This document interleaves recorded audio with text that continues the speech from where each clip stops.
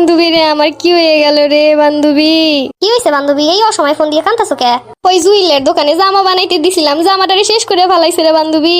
কি কস, তুই তো কইছিলি অনেক সুন্দর করে বানাইতে দিব ওই জামাটা ডিজাইন দিয়া। ঘরে বান্ধবী আমি কইছিলাম, কিন্তু জামাটারে নষ্ট করে ফেলাইছে রে বান্ধবী। আমার ঈদ কেমনে হইব রে বান্ধবী?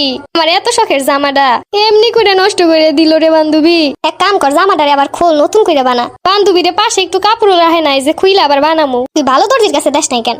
আমারে তো কইছিল ঠিকই ভালো বানাই দিব, 500 টাকা নিছিল মজুরি। ভাবছিলাম যেমন দাম নিতেছে তেমন দামের মতোই বানাই দিব, কিন্তু বান্ধবী জামাটা আর পরমু কেমনে রে বান্ধবী?